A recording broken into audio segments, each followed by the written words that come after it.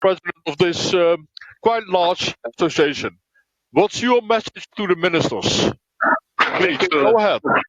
Yes, thank you, Carl. Thank you very much. Yes, EURASHE. EURASHE represents professionally high-oriented higher education in Europe. And as you said, this is a sector of applied sciences. We promote high-quality professional higher education and user-oriented research by facilitating cooperation with all stakeholders. The COVID pandemic is challenging us to further increase dialogue with all interested parties for more collaboration in the interest of the citizens of Europe. The institution we represent, colleges, polytechnics, universities of applied sciences, are diverse, but they all share a mission to be more collaborative and flexible, the better to serve the men and women of our regions.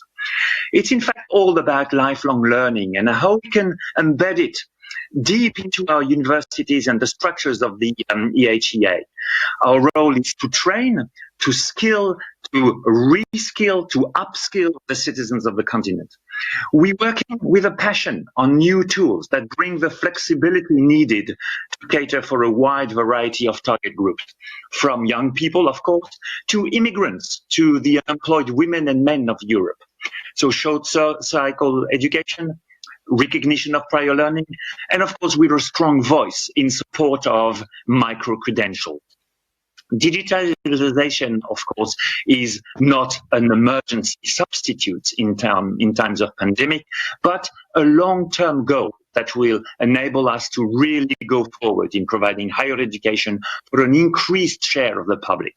Our sector is profoundly involved in reflecting on the future skills needed as a result of the education process, how we can provide all learners with the ability to act in an ever complex and challenging world, and in work situations that are difficult to anticipate even today.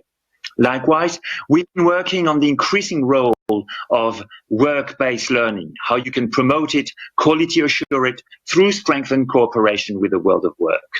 This also is an opportunity to cater for more students. The talent of the applied sciences lie in their regional engagement. It is our mission to make diversity really work for the regional innovation ecosystems in which we provide training and applied research. Our business, you see, is to recognize and promote the fantastic opportunities of uniting applied research and learning with our regional partners. So really, I call on all actors in the EHEA to pay attention to what PHE higher institution can offer to a society that is going through a severe crisis. Let's see professional higher education institutions, the universities of applied sciences, as bridges over troubled waters. Thank you, Carl. Stéphane, before you leave us, could you give us a short reflection on the diversity of roles and missions within the higher education for the future? Because you are a partner, a colleague of the EUA, but you have a different mission and a different role, I guess. Yeah, you're right, Carl. In fact, we think that we don't really work for science. We don't really work for fundamental research, but we work for the women and the men that are out there for us to educate. So I think first and foremost, it's a matter of governance. It's got to be excellent governance, a governance that is organized to provide every student with the structures and opportunities to reach his or her level of personal excellence. It's also, therefore, a question of excellent learning and, of course, being able to link this learning with our applied research. Well, yeah, I can see that point. Are you competitors, or are we all in the same level playing field, you might say? And are we just colleagues?